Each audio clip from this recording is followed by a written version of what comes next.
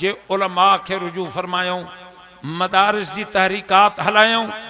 जॾहिं आख़िरी वक्त आयो जमात के घर में घुराए तालीम वारी हलायल तहरीक जैके इमाम हम्मदुल्लाह हालेजवी बुलंद पाए ताईं खणी आयो आहे, तो उन जाइ ते भी न्यूयॉर्क के अंदर असां मदरसो खोलियऊं ऐं उन जे नाले जो इंतखाब कयो।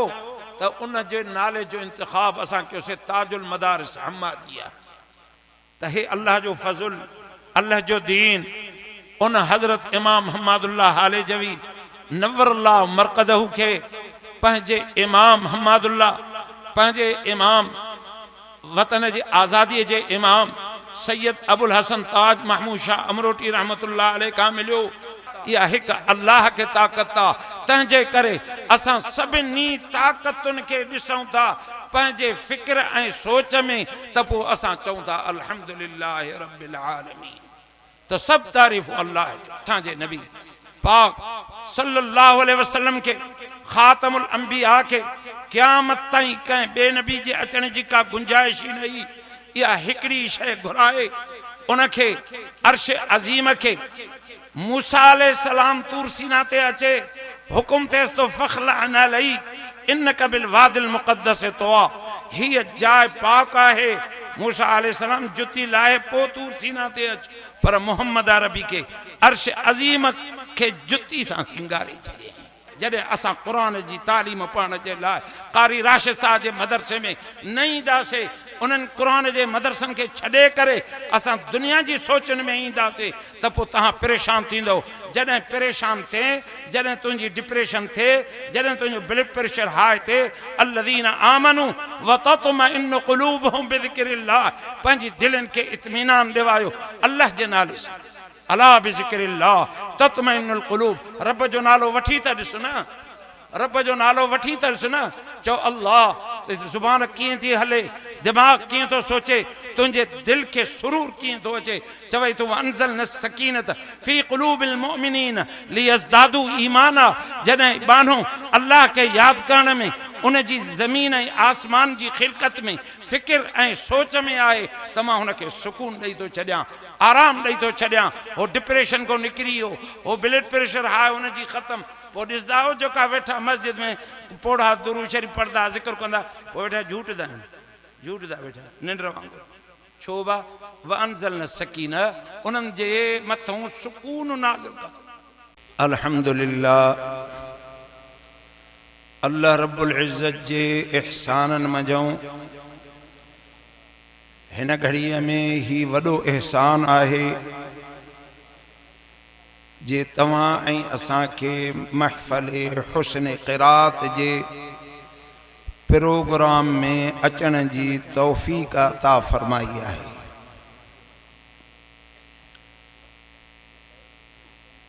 तमाम मुबारकबाद जे लायक आयो अवां ॻोठ वारा, अवां गांगरा क़ौम वारा, जंहिं पंहिंजनि बचड़नि खे पंहिंजे मुहब्बतुनि खां परे करे पंहिंजे बचड़नि जे सुख के विसारी दे, पंहिंजे बचड़नि जे उञ ऐं बुख जो ख़्याल न रखंदे, सर्दी ऐं गर्मी जो ख़्याल न रखंदे, अल्लाह जे कलामुल्लाह शरीफ़ जे लाइ वक़ुफ़ कयो ऐं चंद सालनि जे अंदर उहे अव्हांजा बचड़ा क़ुरान पाक जा कारी ऐं उस्ताज़ुल क़ुर्रा ऐं मूं वटि त अल्फाज़ भी नाहिन जेके मां उन्हनि जे शान में चवां, जे अॼु उहे बचड़ा तव्हां ऐं असांखे बाबरकत मौक़े मुयसर करण जे लाइ पूरे ॻोठ खे बाबरकत बनाइण जे लाइ महफ़िल मुनाक़िद कई आहे।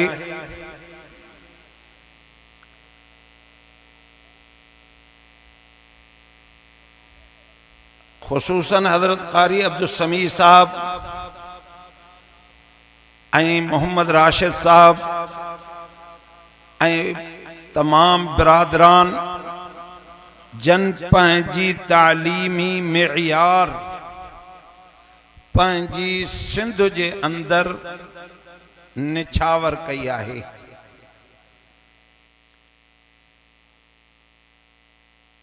तव्हां सब मूडे ॾिसो था त हे दरगाह हाले शरीफ खां आयो आहे।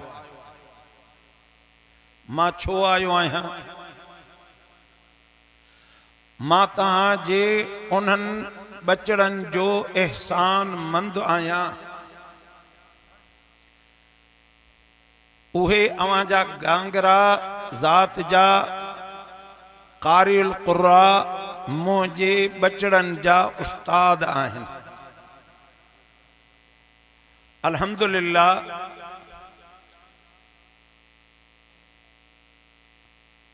जेको मां पंहिंजो पहिरियों ॾोहिटो क़ारी उज़ैर अहमद क़ारी अब्दुल समी साहब जे हवाले कयो, बेहतरीन उस्ताद मूंखे तैयार करे ॾिनई। इब्तदा वक़्त में मां उन खां क़ाइदा ऐं नाज़िरा जो क्लास वरितो। हिन वक़्तु हुनखे मां हिफ़्ज़ जो क्लास ॾेई सिर्फ़ अॼु जी महफ़िल हुस्न क़िरात जे सबब करे हुनखे दावत न ॾिनमि त पंहिंजे शागिर्द जे हिफ़्ज़ जे क्लास संभालण जे लाइ अची करे बहैसियत उस्ताद जे तव्हां अची दुआ फरमायो। ऐं इहो मौक़ो इंशाअल्लाह मां क़ारी साहब खां वठंदुसि। उन खां बाद में गुज़श्ता साल ॿ मुंहिंजा ॾोहिटा हिफ़्ज़ मुकम्मल कराए क़ारी साहब जी ख़िदमत में आंदमि त इन मुंहिंजे ॾोहिटनि नंढड़नि गुलनि में ख़ुशबू पैदा करे ॾे। अल्हम्दुलिल्लाह क़ारी साहब पूरी जफ़ाकशी ऐं मेहनत सां उन्हनि मुंहिंजे गुलनि में ख़ुशबू पैदा करे ॾिनी। बफ़ज़लिही तआला हिन साल हो अरबी जे क्लास में शुरुआत रखी अथऊं ऐं पंहिंजे सन बुलूग़ के पहुचण सबब हिन साल मां हज़रत साईं मौलाना मसूद अहमद साहब दामत बरकातहुमुल आलिया ऐं तमाम जमात के भी अर्ज़ रखंदुसि दुआ जो त हू हिन साल ख़तमुल क़ुरान रमज़ान शरीफ में पढ़ंदा। ही सॼो मेहनत ऐं जफ़ाकशी ऐं ख़ूबसूरती मुंहिंजे बचड़नि जो क़ारी अब्दुल समी साहब दामत बरकातहुमुल आलिया जी मेहनत ऐं जफ़ाकशी आहे। अॼु जे प्रोग्राम जी दावत इश्तिहार हुजे, फ़ोन ज़रिए हुजे त क़ारी मोहम्मद राशिद साहब जे उनवान सां उन जी दावत ते तव्हां ऐं असां गॾु थिया आहियूं। अजीब इत्तिफ़ाक़ आहे तव्हांजे ॻोठ जे अंदरि कुछ ॾींहं पहिरियां मां मामे अब्दुल हक साहब जी ताज़ियत ते आयुसि। उन्हनि मूंखे इहो अहवाल ॾिनो त क़ारी साहब वारनि मस्जिद शरीफ जी तामीर प्लाट वठी मदरसे जो बुनियाद रखियो। मुंहिंजी दिल के ज़रब लगी। अज का 100 साल पहिरियों हजरत इमाम हम्मादुल्लाह हाले जवी नव्वरल्लाहु मरक़दहू पंहिंजे मुखलिसन सां जेके दोस्त जंहिं ॻोठ मां बैयत लाइ अचनि पिया 4-5 तैयार थी वञनि पिया, पाण उन्हनि खे फरमाइनि पिया त हाणे हल्को ॿधी करे ज़िक्र कयो। ऐं चंद ॾींहंनि खां बाद में उन तइदाद में इज़ाफ़ो ॾिसंदे पाण फरमायूं पुट नंढड़नि ॿारनि खे क़ुरान शरीफ़ जी तालीम जो मस्जिद शरीफ जे अंदरि। उन वक्त जे अंदर आलिम हाफिज कारी तमाम घट होया। पो उन्हनि जो नालो होंदो हो मियाँजी साहब। मियाँजी साहब गोठ जो चंगड़ो हुजे पोड़ो हुजे थोरो घणो कुरान शरीफ पढ़णो अचेसि ऐं निकाह पढ़दो हुजे जनाज़ो पढ़दो हुजे पो जहिड़ो वीचारे जो हाल हुयो। पो जॾहिं बि साईं जन वटि उन गोठ जो माण्हू अचे त उन बचड़नि जे लाइ पुछंदा पुट घणा बचड़ा आहिनि जेके नाज़रा पढ़नि था क़ाइदो पढ़नि था हिफ़्ज़ करनि था। इन पुछा गुछा खां बाद में जॾहिं उहो दरगाह शरीफ़ खां वापसि ईंदो हो त पोइ साईं जन जो अहवाल पूरी जमात खे गॾे करे पोइ ॿुधाईंदो हो त हज़रत साईं जन नंढड़नि बचड़नि नियाणियुनि जे लाइ बि पुछो त फलाणा ॿारड़ा क़ुरान शरीफ़ घणो पढ़ी आहिनि मियाँजी साईं केतिरो पढ़ायो आहे। इहो पढ़ाइणो हलदे हलदे मस्जिद शरीफ़ भरिजी चुकियूं बचड़नि सां ॻोठनि में आबादी वधण शुरू थी वई त हज़रत साईं इमाम हम्मादुल्लाह हालेजवी नव्वरुल्लाह मरक़दहू ॾिठो त हाणे ॻोठनि में शहरनि में शऊर पैदा थी चुको आहे क़ुरान पाक जी तालीम जो त पाण फरमायूं पुट मस्जिद शरीफ़ जी भिक सां कचो हुजरो या छपर ठाहियो त मस्जिद शरीफ़ पाक आहे नंढड़ा ॿार पाकाई जो ख़्याल न कंदा आहिनि तंहिं करे तव्हां उन्हनि हुजरनि ऐं छपर में पढ़ायो। पोइ इहा ॿी तहरीक हली। कॾहिं बि पाण पंहिंजी ज़िंदगीअ जे अंदरि हम्मादीअ नालो कंहिंजो न रखियो अथऊं। मदरसनि जो संगे बुनियाद रखियऊं, मदरसनि जे लाइ दुआऊं घुरियऊं, मदरसनि जे लाइ चंदे जूं अपीलूं लिखी ऐं तसीह करे तस्दीकात मोकिलियऊं, लेकिन कंहिं मदरसे ते हम्मादीअ न रखूं। ऐं जॾहिं इहो शूर पैदा थींदो वियो उलमा हज़रत जी मजलिस में ईंदा विया त हर मसइले पुछण वारे खे उलमा जी तरफ़ रुजू फरमायूं। हिकिड़ो आलिम सगोरो हुयो खानपुर कटोरे जो, उन मूंखे ॿुधायो त हज़रत साईं जन वॾनि रहमतुल्लाह अलैह वटि को मसइलो आयो। हाणे मां साईं जन जो पुट इन्हनि खे मसइलो ॿुधायो त मां हैरान थी वियुमि। साईं जन जहिड़ो इल्मु वरी असां नौजवान। पोइ साईं जन फरमायो पंहिंजे पुट साईं हाफ़िज़ महमूद असद रहमतुल्लाह अलैह खे, पुट फलाणी अलमाड़ी में फलाणे खाने में फलाणे नंबर ते किताब पिया उहो मौली साहब खे खणी ॾे। ऐं मौली साहब जे कन में चयऊं पुट फलाणो सिफ़ो फलाणी सिट ते इहो मसइलो लिखियल थी ॾिसी आहे। पोइ उहो मसइलो ॾिसी करे जॾहिं आयो त पाण फरमायोसि किताब खोले पुट हिननि खे ॿुधाए त इल्म जी इज़त वधाइण जे लाइ माण्हुनि में शऊर पैदा करण जे लाइ दीनी शऊर खे वधाइण जे लाइ उलमा किराम जो एहतराम ऐं इज़त एॾी कयूं जे अॼु सभ खां वॾो असांजो शेखुल इस्लाम हज़रत मौलाना मुफ्ती मोहम्मद तक़ी उस्मानी दामत बरकातहुमुल आलिया आहे। इन्हनि जो उस्ताद हुयो हज़रत मौलाना बद्र आलम मीरठी रहमतुल्लाह अलैह। आख़िर में मदीने तय्यबा जे अंदरि रहाइश रखियऊं। उन्हनि जो कौल हो, उन्हनि फरमायो त हज़रत इमाम हम्मादुल्लाह हालेजवी नव्वरल्लाहु मरक़दहू जे बातिनी तरीक़त वारे इल्म सां त कोई नथो पुॼी सघे, पर ज़ाहिरी इल्म जो मिसाल बि कोई कोन्हे। बावजूद एॾे इल्म जे पाण तवाज़ो ऐं निविड़त इहा रखियऊं जे उलमा खे रुजू फरमायूं, मदारिस जी तहरीकात हलायूं। जॾहिं आख़िरी वक़्तु आयो जमात के घर में घुराए ऐं सहारे ते वेही करे फरमायूं मुंहिंजा रब साईं तुंहिंजो नालो बुलंद हुजे, मां हमादुल्लाह के नसीह मनसिया करे छॾी जाए, मुंहिंजो को नाले वठण वारो न हुजे, हर हिकिड़ो नालो वठण वारो हुजे त तूं रब करीम जो नालो वठण वारो हुजे। तू सब खां वड्डो, तुझो नालो बुलंद हुजे रब, मां हमादुल्लाह के विसारे छॾे। त हदीस मुबारक जे अंदर अचे तो, मन तवाज़अ लिल्लाह रफ़अहु अल्लाह, जेको निवड़त कंदो आ उनखे रब बुलंद कंदो आ।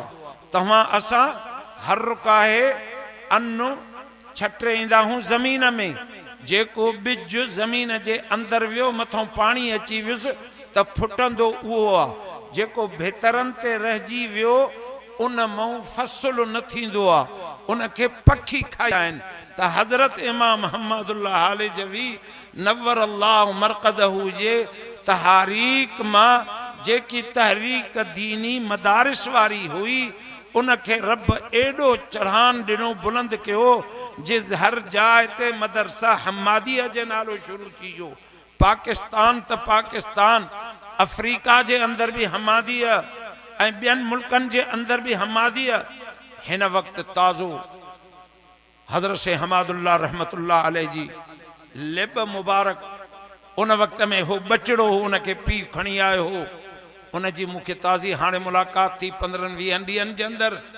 उन चयो त न्यूयॉर्क जे अंदर मस्जिदियूं असां खां 1.5 माइल किलोमीटर चौतरफ़ परे आहिनि, लेकिन उन जाइ ते दीनी एडो शूर वधंदो थो वञे जे वॾा माण्हू त एतकाफ़ में वेहनि था, उतों जा बुज़ुर्ग नंढनि ॿारनि खे बि एतकाफ़ विहाइनि था। मुझी दिल्ली तमन्ना थी पई आहे त हज़रत अमरोटी साईं रहमतुल्लाह अलैह जी तालीम वारी हलायल तहरीक, जंहिंखे इमाम हमादुल्लाह हालिजवी बुलंद पाए ताईं खणी आयो आहे, त उन जाइ ते भी न्यूयॉर्क जे अंदर असां मदरसो खोलियऊं ऐं उन जे नाले जो इंतिखाब कयो। त उन जे नाले जो इंतिखाब असां कयोसीं ताजुल मदारिस हम्मादिया। त हे अल्लाह जो फज़ुल, अल्लाह जो दीन, उन हज़रत इमाम हमादुल्लाह हालिजवी नव्वर अल्लाह मरक़दहू के पंहिंजे इमाम हमादुल्लाह, पंहिंजे इमाम वतन जी आज़ादी जे इमाम सैयद अबुल हसन ताज महमूद शाह अमरोटी रहमतुल्लाह अलैह खां मिलियो, जेके अंग्रेज जे मुखालिफत में शीशा पिलाई थी करे, साबित कदमी ॾेखाए करे, हर फैसले पंहिंजे के कायम ऐं दायम करे ॾेखायूं। अल्लाह जे ज़िक्र जे ज़रबू हणी करे, साबित कदम जमात के रखी करे, हर अमल में। अगर जमियत उलमा हिंद जो दौर हुयो त कॉन्फ्रेंस में शिरकत संदन नुमायान हुयो, ऐं अगर पाकिस्तान का अंदर जेकॾहिं अंग्रेज जे खिलाफ उन्हनि जा लक़ब वापस करना हा त साईं जन तहरीक हलाए उन्हनि जो वापस लक़ब कराया, ज़मींदारनि खां वापस ज़मीनूं करायूं, अंग्रेज के ओहदा वापस कराया। ऐं उन जे मुर्शिद जुनैद वक़्त हज़रत हाफ़िज़ मोहम्मद सिद्दीक़ भरचूंडी शरीफ वारन रहमतुल्लाह अलैह, उन्हनि जी किरदार, उन्हनि जी सुन्नत सां मुहब्बत, उन्हनि जो इत्तिबाए सुन्नत, उन्हनि इन मुसलमाननि सां जिहाद में सफ़े अव्वल जो इक़्तिदा कई। ऐं उन जुनैद वक़्त जो मुर्शिद सैयद मोहम्मद हसन सोई शरीफ वार रहमतुल्लाह अलैह जॾहिं सिखनि ऐं हिंदुनि सां जंग करण जे लाइ विया, जेके मुसलमाननि खे अज़ियतूं ॾियनि पिया ऐं ज़िल्लतूं ॾियनि पिया, पोइ बहावलपुर जे नवाब खे चयऊं त तूं मूंखे रस्तो ॾे, मां तोसां जंग न कंदुसि, सिर्फ़ मूंखे रस्तो मिले, मां पंहिंजी जमात वठी तोखां किरास वठंदुसि। नवाब बहावलपुर जे जवाब में मोकिलियो, साईं तोसां असां जिहाद जिस्मानी न कंदासीं, लेकिन तोसां जिहाद रूहानी ज़रूर कंदासीं। सैयद मोहम्मद हसन सोई शरीफ वारन रहमतुल्लाह अलैह चयो क़बूल आहे, तो रूहानी असां सां जिहाद कयो।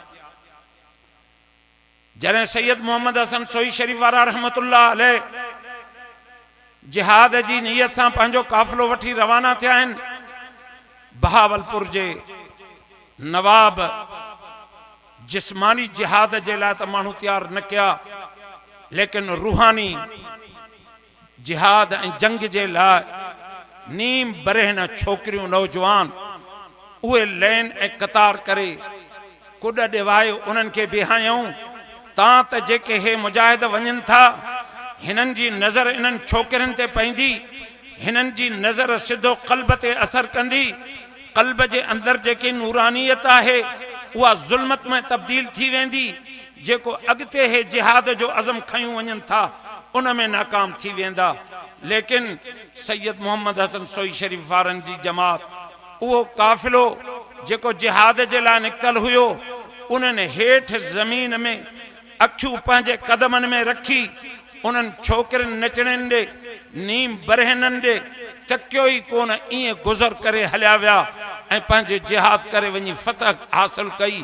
त मुंहिंजा दा असांजे अकाबिर इहो तरीक़ो ज़ाहिरी जिस्मानी जिहाद भी कयो त रूहानी जिहाद भी कयो।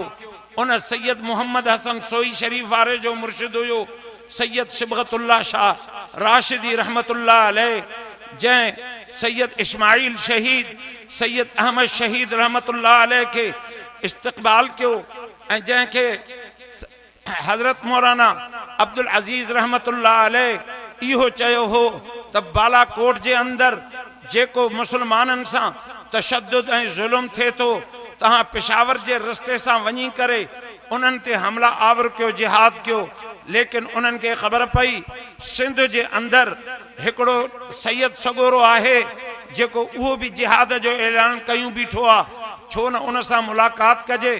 उहो अचनि था ॿई, सैयद इस्माइल शहीद रहमतुल्लाह अलैह ऐं सैयद अहमद शहीद रहमतुल्लाह अलैह जॾहिं पहुचनि था रानीपुर में सैयद मोहम्मद साले शाह रहमतुल्लाह अलैह वटि, त उते कदम बोसी जे लाइ ऐं सैयद सिबगतुल्लाह शाह राशिदी अचे थो, चए थो साईं मूं वटि 1 लख फ़ौज आहे ऐं बलोचिस्तान भी मुंहिंजो इलाइक़ो आहे, तंहिंजे करे तहां हलो मूं सां गॾु इहो प्लानिंग पाण हितों ठाहियूं त इतों असां वफ़द ठाहे मोकिलींदा रहंदासीं, सामान भी पुॼंदो रहंदो, मुजाहिद भी पुॼंदा वेंदा, तहां बलोचिस्तान जे रस्ते खां वञो। हुननि चयो त असांखे पंहिंजे शेख ऐं मुर्शिद अब्दुल अज़ीज़ रहमतुल्लाह अलैह हू रस्तो ऐं नक्शो ॾिनो हो, तंहिंजे करे असां ओॾों वेंदासीं। चई त साईं हिते असांजी रसद न पुॼी सघंदी। उन वक़्त में सैयद सिबगतुल्लाह शाह राशिदी रहमतुल्लाह अलैह जन वफ़दनि जी तश्कील कई, उन्हनि तश्कील कयल वफ़दनि जो नालो हुर जमात रखी, जेके अॼु ताईं तहां ॿुधो था त हुर जमात साईं पीर साईं पागारन रहमतुल्लाह अलैह जी।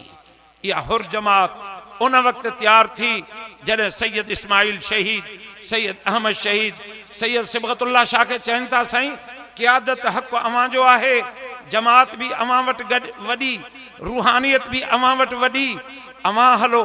उहो सैयद सिबगतुल्लाह शाह फर्जंद हुयो सैयद मोहम्मद राशिद रोज़े धणी रहमतुल्लाह अलैह जो, जंहिं पूरे सिंध हिंद जे अंदर अल्लाह जे नाले खे एतिरो वधायो, एडी तबलीग कई, एडी तरतीब कई, जे झंग में ऐं बर पट में भिटन में मर्द त ज़ाकिर ऐं तहज्जुद गुज़ार हुया, पर औरतूं भी अधरात खां बाद में ज़िक्र जूं ज़रबूं आणंदियूं हुयूं, तहज्जुद कज़ा न थींदो हो, उथंदे वेहंदे कलमे पाक जो विर्द हुयो।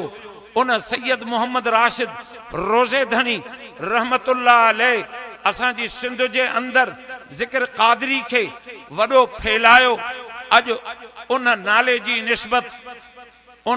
जी निस्बत सां कारी मोहम्मद राशिद तहां ऐं असांखे हिते घुराए करे हिन मजलिस ऐं मदरसे जो संगे बुनियाद रखी करे अल्लाह साईं हिन के भी सैयद मोहम्मद राशिद वांगुर कुरान जे फैज़ के आम करण जे लाइ उएं अल्लाह रब्बुल इज़्ज़त कबूल फरमाइंदो।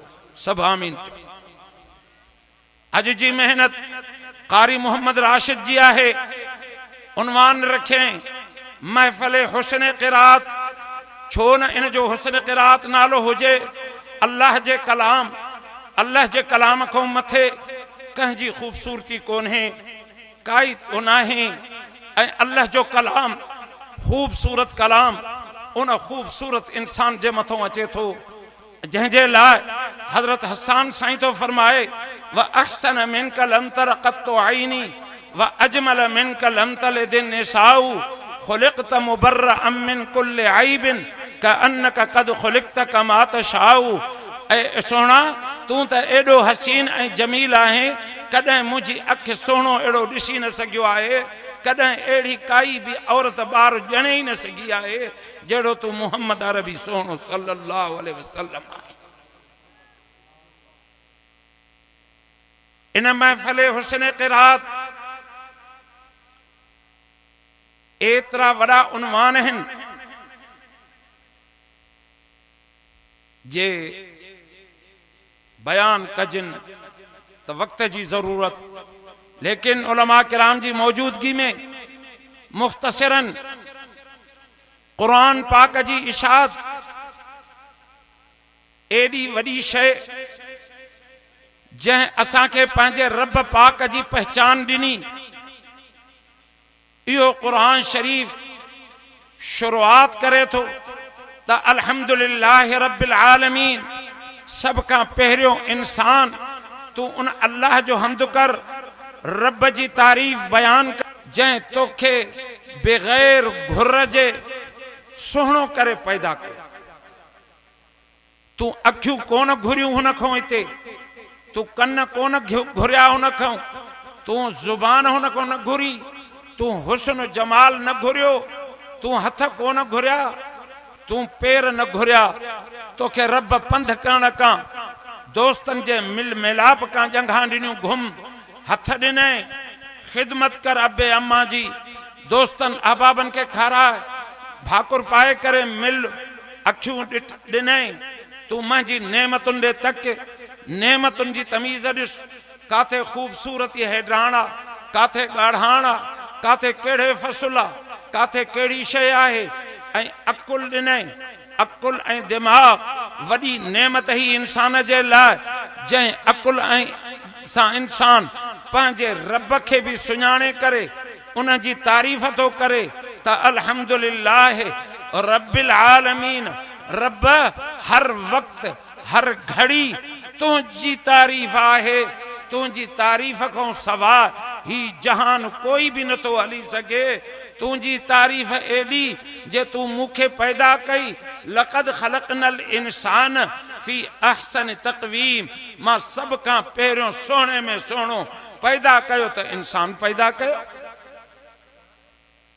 ऐं वरी रब साईं फरमाए तो त इंसान तोखे मां जेको अकुल दिनो इहो छाजे ला, तू सोचे तो वेठो त मां सुबह जमीन वठंदुसि, सुबह में वठंदुसि, सुबह कपड़ा वठंदुसि, सुबह मार्बल घर जे लाइ वठी ईंदुसि, सुबह खुशबू वठी ईंदुसि, सोचे तो वेठो। त रब साईं चए थो वयतफक्करून फी ख़ल्क़िस समावाति वल अर्ज़, बाना जियां अण घुरियो दिनो थमाए, अण घुरियो ठाहियो थमाए, अण घुरियो सुहिणो कयो थमाए, त हाणे जेको अकुल तोखे दिनो आहे, जेके तोखे तमाम मखलूकात को मथे करे आई, तमाम मखलूकात के रब से खादिम बनायो, इंसान के मखदूम कयई। चए तो अल्लाहुल्लज़ी जअल लकुमुल अनआम लितरकबू मिनहा, हिकड़ा जानवर एड़ा कया से जैते तहां स्वारी क्यों, कंहिंजे लाइ चए लबनन खालिसन साइगल लिशारिबीन, खीर कंहिंजो पियो बेहतरीन हाव के ठारी दड़, कंहिंजे लाइ चए इन्हनि जो गोश्त खाओ, कंहिंजे लाइ चए त तहां जे मानी जे लाइ अन्न जी ज़रूरत, काथे चावरन जी ज़रूरत, काथे चणन जी ज़रूरत, काथे अंगूरन जी ज़रूरत, नारंगी ऐं केलन जी ज़रूरत, हर एक शय में फिक्र कर इंसान त इहे कंहिंजे लाइ पैदा थिया आहिनि, सब इंसान इस्तेमाल कंदो, लेकिन इस्तेमाल इंसान कंहिंजे लाइ न थींदो। कंहिं मखलूक जो खाधो खुराक इंसान नाहे, कंहिं मखलूक जी सुवारी इंसान नाहे, कंहिं मखलूक जो खीर इंसान जो पिए पो उहा मखलूक वधे न, काई भी न, सब नेमतूं इंसान जे ला। त हाणे इंसान तोखे अकुल दिनो से त तू रब जी सुञाण कर त उहो रब तुंहिंजो छा आहे। कुल अल्लाहुम्मा मालिकल मुल्क तोतिल मुल्क मन तशा व तंज़िउल मुल्क मिम्मन तशा व तुइज़्ज़ु मन तशा व तुज़िल्लु मन तशा बियदिकल खैर इन्नका अला कुल्लि शैइन क़दीर तूलिजुल लैल फिन नहार व तूलिजुन नहार फिल लैल व तुखरिजुल हय्य मिनल मय्यित व तुखरिजुल मय्यित मिनल हय्य व तर्ज़ुक़ु मन तशाउ बिग़ैरि हिसाब।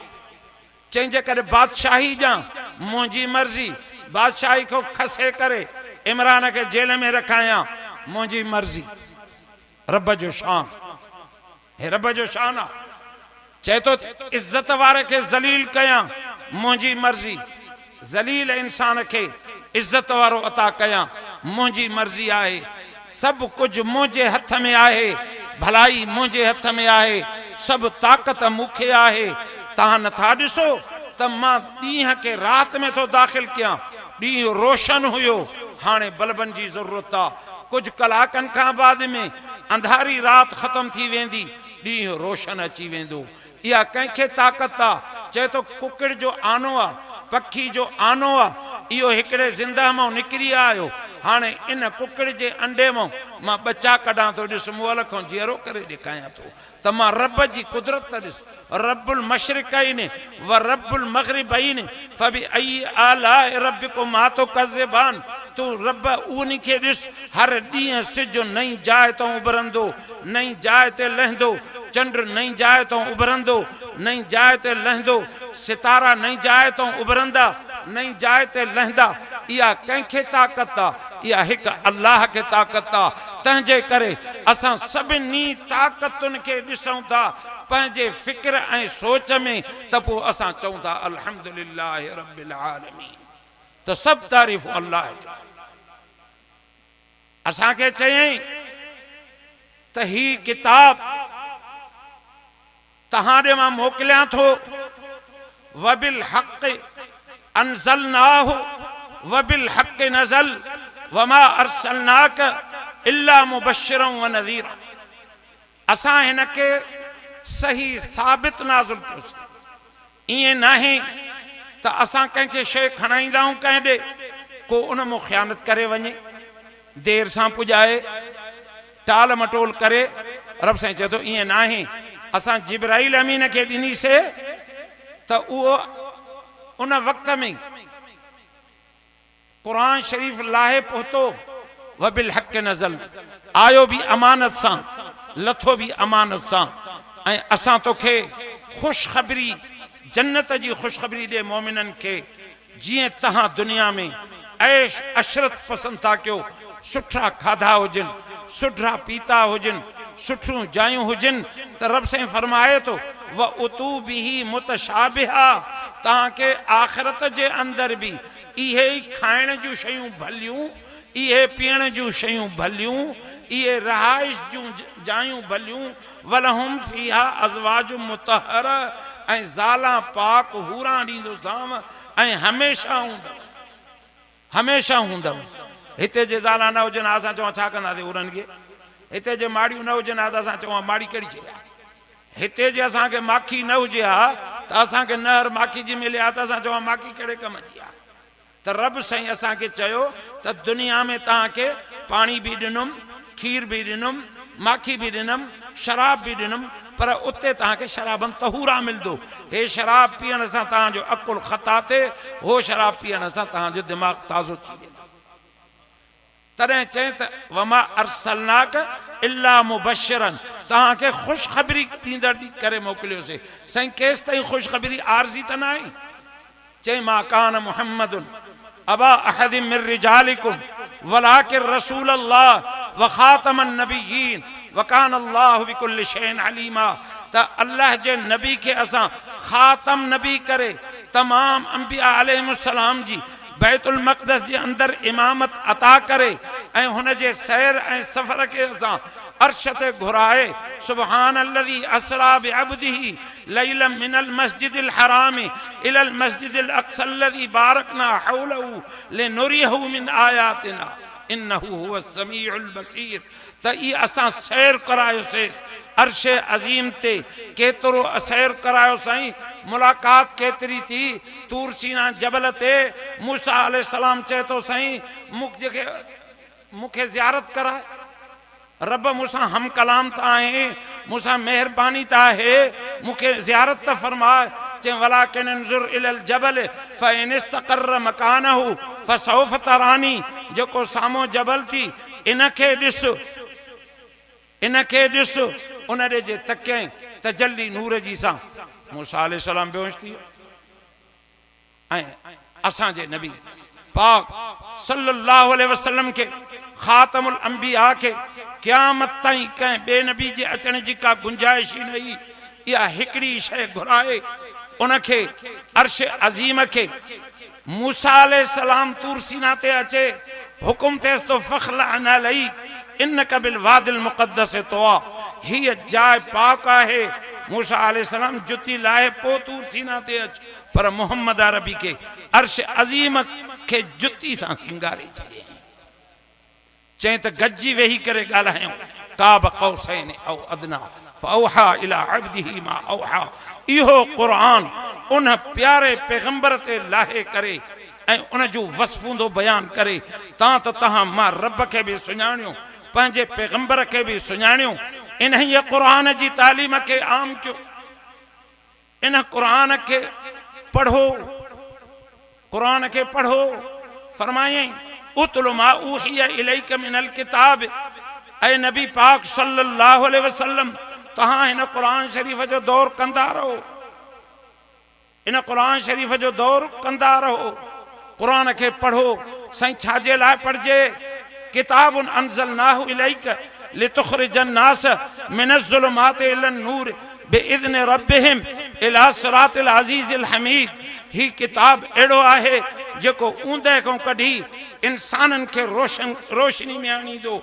जेको इंसान ज़ुल्मत में बेपरवाही कयूं वेठो आ वालिदैन जी नाफरमानी कयूं वेठो आ वॾे जी इज्जत नथो करे नंढे ते शफ़क़त ऐं रहम न अथसि कमज़ोर ते रहम न अथसि क़ुरान सां मुहबत न अथसि त इहो ऊंदह में पियल आहे। इहो क़ुरान पढ़े त अबे अम्मा जे लाइ क़ुरान छा थो चए थो वक़ज़ा रब्बुक अल्ला तअबुदू इल्ला इय्याहु व बिल वालिदैनि इहसाना इम्मा यबलुगन्न इंदकल किबर अहदुहुमा औ किलाहुमा फला तक़ुल लहुमा उफ़्फ़िन वला तनहरहुमा व कुल लहुमा क़ौलन करीमा। पी मां जो हक़ थी ऐं अल्लाह जे हक़नि खां बाद में पंहिंजे पी मां खे उफ़ न चइजांइ मथां पोढ़िया ॾिसी करे चइनि छॾ कुराड़ो मथो खाधो अथव न।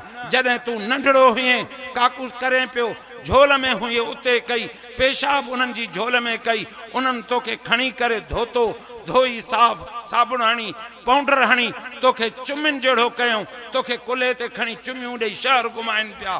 तूं उन नंढपिण खे यादि कर तॾहिं चयईं त जॾहिं तुंहिंजे वालिदैन ॿई रब खे पहुचनि पोइ तूं दुआ उन्हनि जे लाइ हीअं घुरजांइ वकुर रब्बिग़फिरहुमा कमा रब्बयानी सग़ीरा। जीअं नंढपिण में मूं ते रहम कयो अथऊं अल्लाह हिननि ते बि ईअं रहम कजांइ।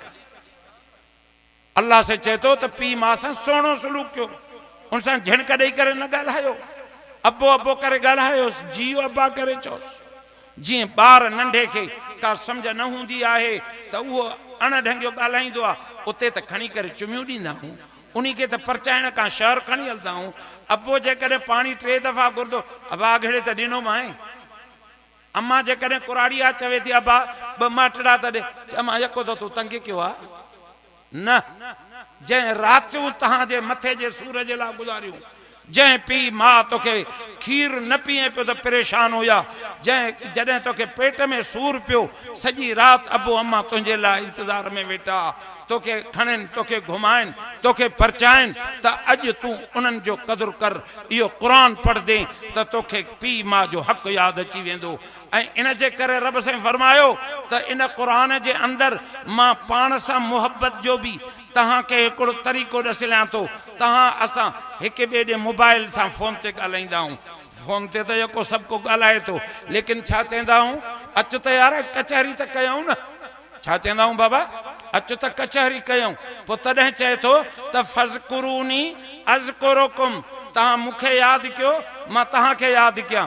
छड़ो हिकिड़े पासे ॾों पिया फ़ोन दोस्त कंदो चए यार तूं त कंदो ई कोन्हे छड़ो मां वेठो फ़ोन कयां तोखे त रब साईं उहो त चवे त तूं पाण हिक ॿिए खे मलामत था कयो त हाणे तव्हां मूंखे यादि कंदव त मां तव्हांखे यादि कंदुमि। साईं उहो केतिरो कयईं, चई या अय्युहल्लज़ीना आमनु ज़कुरुल्लाह ज़िक्रन कसीरा वसब्बिहूहु बुकरतम व असीला। सुबुह शाम अल्लाह जो ज़िक्र कयो, पर घणो कयो, घणो कयो। साईं केतिरो घणो कयो? चई त अल्लज़ीन यज़कुरून अल्लाह क़ियामम व क़ुऊदम व अला जुनूबिहिम। मुंहिंजा बाना जेके मूंखे यादि करनि था, जेके मूंसां मुहबत करणु चाहिनि था, पोइ उहे घुमनि था न, कमुकार करनि था, मुलाज़मत करनि था, हारप करनि था, मज़दूरी करनि था, त मुंहिंजे इस्म आज़म सां लॻा पिया आहिनि। अल्लाह अल्लाह अल्लाह अल्लाह। ज़ुबान ऐं दिलि ते हुननि ते ज़िक्र जारी आहे, हथ उन्हनि जो कार में आहे ऐं दिलि उन्हनि जी यार में लॻी पई आहे। जॾहिं वेठा आहिनि त वेठे बि ज़िक्र करनि था, रब हे वण कीअं पैदा कई निम जो, उन जा पन त वरी हीअं पैदा कये, उन में ज़ाइक़ो कौड़ो रखी। रब टारी जो वणो त हीअं कई, मुंहिंजा रब अंबनि जो पन त हीअं ठाहे, मेवो त हीअं ठाहियोसीं, ज़रदालू त हीअं ठाहे, रब कणक जो अनु त हीअं पोखी, सारियूं त वरी हीअं करे ॾिनई, वरी असांखे जूअर त हीअं करे ॾिनई, मटर त हीअं करे ॾिनई। पोइ वय त फ़क़्करून फ़ी ख़ल्क़ि समावात। इंसान तूं पंहिंजी सोचुनि खे छॾ, तूं जेके सोचे सोचे राति जो सुम्ही थो पए, तोखे निंड नथी अचे, पोइ तूं निंड जूं गोरियूं खाए थो त हाणे मूंखे निंड अचे। हाणे तूं निंड तोखे अचे ई नथी, न तुंहिंजूं सोचूं पूरियूं ई थियनि थियूं, तूं सोचे सोचे सोचे थकी पए थो, तुंहिंजी का हाजत पूरी न आहे। चए त इन परेशानी, इन गोरी वठण खां बहितर तरीक़ो रब साईं चए थो क़ुर शरीफ़ में, क़ुर पढ़ त तोखे ख़बर पवई। चवई तो अल्लज़ीन आमनु व तत्मइन्नु क़ुलूबुहुम बिज़िक्रिल्लाह अला बिज़िक्रिल्लाह तत्मइन्नुल क़ुलूब। मुंहिंजा दोस्तो, तव्हां कंडियारे वारा वेंदा हो डॉक्टरनि ॾे, तव्हांखे ब्लड प्रेशर चेक कंदा आहिनि, साईं ब्लड प्रेशर हाई थी वियो आहे, तोखे डिप्रेशन थी वई आहे। छो न डिप्रेशन थींदी, छो ब्लड प्रेशर हाई थींदो? जॾहिं असां क़ुर जी तालीम पढ़ण जे लाइ कारी राशिद साहब जे मदरसे में न ईंदासीं, उन्हनि क़ुर जे मदरसनि खे छॾे करे असां दुनिया जी सोचनि में ईंदासीं, त पोइ तव्हां परेशान थींदो। जॾहिं परेशान थिए, जॾहिं तुंहिंजी डिप्रेशन थिए, जॾहिं तुंहिंजो ब्लड प्रेशर हाई थिए, अल्लज़ीन आमनु व तत्मइन्नु क़ुलूबुहुम बिज़िक्रिल्लाह, पंहिंजी दिलनि खे इत्मीनान ॾिवायो अल्लाह जे नाले सां। अला बिज़िक्रिल्लाह तत्मइन्नुल क़ुलूब। रब जो नालो वठी त ॾिस न, रब जो नालो वठी त ॾिस न। चओ अल्लाह, ज़ुबान कीअं थी हले, दिमाग़ कीअं थो सोचे, तुंहिंजे दिलि खे सुरूर कीअं थो अचे। चवई तूं अंज़लना सकीनत फ़ी क़ुलूबिल मुमिनीन लियज़दादू ईमाना।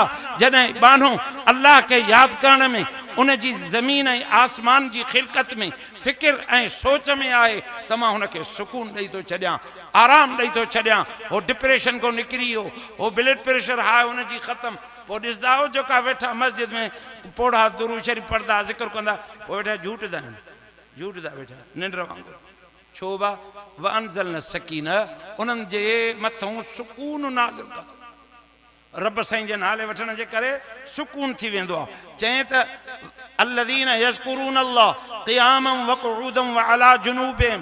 पर जेकॾहिं सुम्हिया पिया आहिनि न, सुम्हिया पिया आहिनि, तॾहिं बि रब साईं जो ज़िक्र हलेनि थो, अल्लाह अल्लाह करनि था। चवनि था रब हीअ सियारे जी राति कये, अल्लाह अल्लाह जेको सीउ बि आहे, सवड़ बि पायूं था, वरी पासो फिरी वियो, हाणे थकी पियुमि, वरी चई थकी पियो, हाणे ॿिए पासे ते थो इंसानु वञे, त उहो बि रब खे प्यारो हो। छा चई? चए थो मुंहिंजो बानो त ॾिसो, ततजाफ़ा जुनूबुहुम अनिल मज़ाजिअ यदऊन रब्बहुम ख़ौफ़न व तमआ।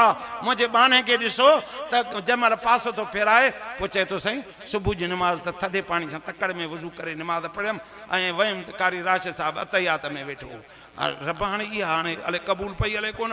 वरी क़ुर शरीफ़ जी दौर थोरो घणो कयुमि, न कयुमि, वरी ज़मीन ते वियुमि, वरी ॿिए पहिरीं निमाज़ ते आयुमि, वरी साईं टे पहिरीं निमाज़ बि ईअं पढ़ियमि। ख़ौफ़ अथसि त अड़े मां त अहिड़ी चङी तरह पढ़ी कोन, हाणे हले मुंहिंजी क़बूल पई हले न पई। पोइ वतम आहिनि, वरी लालच बि करे थो। इंसानु लालची आहे न बा, वरी लालच थो करे, रब जहिड़ो तहिड़ो वज़ू कयुमि, पर तुंहिंजे दर ते त हाज़िर थियुमि न, उमेद है त तूं मूंखे क़बूल कंदी। तॾहिं फरमाए या इबादी अल्लज़ीन असरफू अला अनफुसिहिम ला तक़नतू मिन रहमतिल्लाह इन्नल्लाह यग़फिरु ज़ुनूब जमीआ। दुनिया जो जहान, पूरी आवाम, नंढा वॾा तव्हांखे ना उमेद करे मोटाईंदा, पर अल्लाह जी रहमत उहा शइ आहे जेकी कंहिं बाने खे ना उमेद न कंदी आहे। तने चें ततजाफा जुनूबुहुम अनिल मज़ाजिअ यदऊन रब्बहुम खौफन व तमआ पंहिंजे रब साईं खे कॾहिं लालच में था सॾनि कॾहिं ख़ौफ़ अथनि त माना बीठा आहिनि बि ज़िक्र वेठा आहिनि बि ज़िक्र जे सुम्हिया पिया आहिनि बि ज़िक्र साईं केतिरो ज़िक्र कयूं चईं त वज़कुरुल्लाह कसीरन लअल्लकुम तुफ़्लिहून तव्हां जेतिरो ज़िक्र घणो कंदो एतिरी तव्हांजी कामयाबी आहे हाणे इंसान पंहिंजे मक़सद में सोचुनि में दुनिया जी कहिड़ी हद ते पहुचंदो आहे न ज़रदारी साहब पहुची सघियो न ट्रंप पहुतो न निभागो नेतन्याहू पहुतो कोई भी कोन उन दुनिया की जान ते सोचुनि में अंधा थी मरी वेंदा पुजी न सघंदा पर रब जी रहमत जो शान इहो आहे जेको क़ुरान पढ़ंदो अल्लाह जो ज़िक्र कंदो त उहो रब जो क़ुर्ब हासिल कंदो ऐं उहो पंहिंजी कामयाबी वारी ज़िंदगी कंदो चई साईं ज़ाहिर ज़िक्र कयूं या अंदरी में कयूं चए थो अन अबी हुरैरत रज़ियल्लाहु अन्हु قال قال رسول الله صلى الله عليه وسلم قال الله تعالى عز وجل إن ظن عبدي بي وأنا معه إذا ذكرني فإن ذكرني في نفس ذكرته في نفسي وإن ذكرته في ملأ ذكرته في ملأ خيرا منه فرماयो हज़रत अबा हुरैरा साईं त अल्लाह से फरमाए तो हदीस क़ुदसी मुबारक आहे त मां बाने जे गुमान में आहियां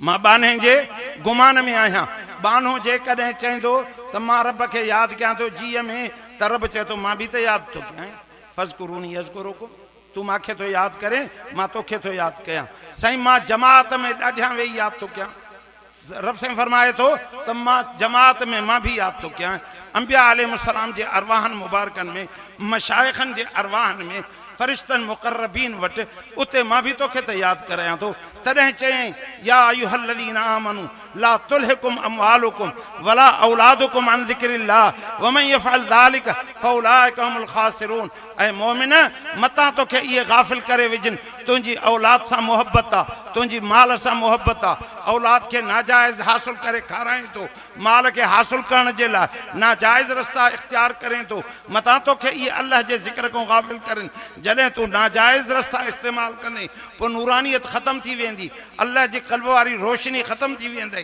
पोइ उन जे करे वमन यफ़अल ज़ालिका पोइ जेकॾहिं ईअं कई त पोइ फ़उलाइका हुमुल ख़ासिरून पोइ तूं नुक़सान वारो थी वेंदे त इंसान खे अल्लाह तबारक व तआला फ़िक्र ऐं ज़िक्र जो ज़िक्र ज़ुबान सां कर फ़िक्र ज़हन सां कर पूरे आसमान ऐं ज़मीन ऐं राति ऐं ॾींहं जे इख़्तिलाफ़ में सोच कर सोच ऐं सम्झ कर ऐं पोइ रब जे नाले खे वटि उन जे करे असांजे मशाइखनि सैयद मोहम्मद राशिद रोज़ेदनी जेकॾहिं हलो नबी पाक सल्लल्लाहु अलैहि वसल्लम जन हज़रत अली अल मुर्तज़ा रज़ियल्लाहु अन्हु खे चयो ऐं अली 4000 दफ़ा ज़िक्र कंदो कर उन पंहिंजे शागिर्द हज़रत ख़्वाजा हसन बसरी रहमतुल्लाह अलैहि खे चयो 4000 ज़िक्र कंदो कर उन पंहिंजे शागिर्द हज़रत ख़्वाजा हबीब अजमी रहमतुल्लाह अलैहि खे चयो हलंदे 16 नंबर ते हज़रत पीरान पीर साईं सैयदना अब्दुल क़ादिर जीलानी क़ुद्दस सिर्रहू के 4000 ज़िक्र उन्हनि जी औलाद दर औलाद ईंदे हज़रत अब्दुल क़ादिर ख़ामिस सदाना वारनि वटि ताईं इहो ज़िक्र एसी ताईं आयो असांजे सिंध जे अंदरि जेको ज़िक्र ऐं ॿाननि मर्दनि ऐं औरतुनि जे अंदरि हिकिड़ो फ़िक्र ऐं ज़िक्र पैदा कयो उहो सैयद मोहम्मद बक़ा शहीद हुयो उन सैयद मोहम्मद बक़ा शहीद जी बैत साईं अब्दुल क़ादिर ख़ामिस रहमतुल्लाह अलैहि सां थी उन्हनि जा साहिबज़ादा सैयद मोहम्मद राशिद रोज़ेदनी रहमतुल्लाह अलैहि उन्हनि फैज़ ॾिनो पंहिंजे साहिबज़ादनि मां केतिरनि खे पर उन्हनि जी हिकु लड़ी सैयद सिबग़तुल्लाह शाह उन्हनि पंहिंजो फैज़ ॾिनो सैयद मोहम्मद हसन सोई शरीफ़ वारनि खे उन्हनि ॾिनो जुनैद वक़्त हज़रत हाफ़िज़ मोहम्मद सिद्दीक़ बरचूनी शरीफ़ वारनि रहमतुल्लाह अलैहि खे उन्हनि फैज़ ॾिनो सैयद अबुल हसन ताज महमूद शाह अमरोटी रहमतुल्लाह अलैहि खे उन्हनि फैज़ ॾिनो हज़रत इमाम हम्मादुल्लाह हालेजवी नव्वरुल्लाह मरक़दहू खे उन्हनि इहो फैज़ पंहिंजे साहिबज़ादे हज़रत हाफ़िज़ महमूद असद रहमतुल्लाह अलैहि खे ॾिनो उन्हनि इहो पंहिंजो फैज़ पंहिंजी शागिर्दी इमामुल मुजाहिदीन हज़रत साईं अब्दुल समद साहब नव्वरुल्लाह मरक़दहू खे ॾिनो जंहिं तव्हां असांखे इहो सबक़ु सेखारियो त मग़रिब जीअं राति थींदी आहे राति ऊंदहि जी अलामत राति जे ऊंदहि में दुश्मन बि हमिलो कंदो आहे नांग ऐं विछूं बि हमला कंदा आहिनि रस्ते जी ख़बर न पवंदी आहे खॾ ऐं पाणी में बि किरंदो आहे तंहिंजे करे हथ में बती खणणी आहे उहा हथ जी बती कहिड़ी आहे उन्हनि चयो त हथ जी बती इहा अल्लाह जो ज़िक्र आहे उन तरीक़े क़ादरीअ जे ज़िक्र में चयूं मग़रिब खां बाद या इशा खां बाद ॿियो जंहिंखे रब साईं तौफ़ीक़ ॾे तहज्जुद पढ़ी करे पोइ बि इहे 4 तस्बीहूं पढ़नि। हज़रत इमाम हमादुल्लाह अलैहि नव्वरल्लाह मरक़दहू ॾिठो त हाणे मग़रिब खां इशा ताईं 4000 दफ़ा ज़िक्र केरु करे जमात नथी करे सघे, तंहिंजे करे इहे महरूम था थींदा वञनि। तंहिंजे करे पाण उन में तकफ़ीफ़ पैदा कयूं।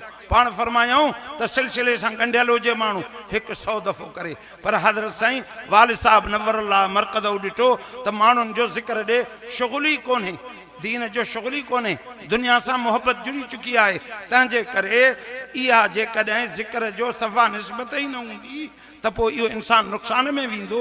तंहिंजे करे घटि में घटि बि पाण फरमाईंदा पुट 41 दफ़ा ज़रूरु कयो। हिन करे त मग़रिब खां बाद मशाइख़ तरीक़े क़ादरीअ इंतज़ार में हूंदा आहिनि त असांजे जमायती असांजे मुरीद असांखे ख़त्मो चयो या न चयो। उहो ख़त्मो छा हूंदो आहे? उहो मग़रिब खां बाद में जॾहिं ज़िक्र खां वेहबो त अऊज़ु बिल्लाहि मिनश शैतानिर रजीम ऐं बिस्मिल्लाहिर रहमानिर रहीम पढ़ी करे 11 दफ़ा कुल अल्लाह शरीफ़ पढ़बो। 11 दफ़ा कुल अल्लाह शरीफ़ पढ़ी उनजो ईसाल सवाब कबो पंहिंजे नबी पाक सल्लल्लाहु अलैहि वसल्लम जन के। उन खां पोइ हज़रत पीरान पीर सैयदना अब्दुल क़ादिर जीलानी क़ुद्दस सिर्रुहु के। उन खां बाद में हज़रत वालिद साहब नव्वरल्लाह मरक़दहू खां वठी नबी पाक सल्लल्लाहु अलैहि वसल्लम ताईं जेके बि 42 मुर्शिद आहिनि हिननि 11 कुलनि जो सवाब असां उन्हनि खे बख़्शोसीं। पोइ चइबो ऐं रब साईं जेको असांजे पीरनि ऐं मुर्शिदनि जे मथां बाज रहम करम ऐं मुहबत वारी नज़र अता फरमाई थी, असां आजिज़ बाननि जे क़ल्ब ते बि उहा बाज ऐं रहम ऐं करम वारी नज़र अता फरमा। इहो चई पोइ अऊज़ु बिल्लाहि मिनश शैतानिर रजीम चई बिस्मिल्लाहिर रहमानिर रहीम चई करे अफ़ज़ल ज़िक्र पढ़बो। पोइ ला इलाहा इल्लल्लाह ला इलाहा इल्लल्लाह इहो पढ़ी जॾहिं पूरो कंदासीं पोइ उनजे मथां पढ़ंदासीं मुहम्मदुर रसूलुल्लाह सल्लल्लाहु अलैहि वसल्लम जेको ताल्लुक़ रब साईं तो सां ॻंढियण वारो असांखे नबी पाक सल्लल्लाहु अलैहि वसल्लम सेखारियो। असां उन ते क़ाइम ऐं दाइम रही करे तो सां ताल्लुक़ जोड़े रहिया आहियूं। पोइ ॿी तस्बीह पढ़ंदासीं इल्लल्लाह। इल्लल्लाह जी तस्बीह पूरी करण खां पोइ बि मुहम्मदुर रसूलुल्लाह साॻी नियत त उन ई ताल्लुक़ सां असां क़ाइम करे रहिया आहियूं ताल्लुक़। उन खां बाद में अल्लाह जी तस्बीह पढ़ंदासीं। अल्लाह जे पढ़ण खां पोइ चइबो जल्ल शानुहु रब तुंहिंजो बुलंद शान आहे, तुंहिंजो शान तमामु बुलंद आहे। पोइ हू जी तस्बीह खां बाद बि जल्ल शानुहु करे पोइ मुराक़बो कबो। मुराक़बो छा आहे? पंहिंजे अखियुनि खे बंदि, ज़ुबान खे बंदि, नक ॾांहुं साह खे बंदि। ईअं सम्झबो इंसान त हिकिड़े दरिया में किरियो आहे, दुनिया जे किने दरिया में किरियो आहे। हाणे इहो चए थो त मां हिन खां पास थी करे परे किनारे वञा कामयाबी हासिल कयां त उते का शइ हुजे सहारो हुजे त मां हिन खे का न ॿेड़ी आहे न कुझु आहे त हाणे मां कीअं निकिरां। पोइ रब साईं फरमाए थो वह माकुम ऐन मा कुंतुम बाना तूं जाथे बि आहीं मां तोसां गॾु आहियां। पोइ दिलि में उहो इंसान ज़रब हणंदो अल्लाह अल्लाह अल्लाह अल्लाह अल्लाह। पोइ साह मुंझंदो त नक ॾांहुं साह खणबो, हू तसवुरु कबो, वरी अल्लाह जे तसवुर सां साह खे अंदरि आणबो। इहो 100 दफ़ो पढ़ी पोइ रब साईं खां दुआयूं घुरंदासीं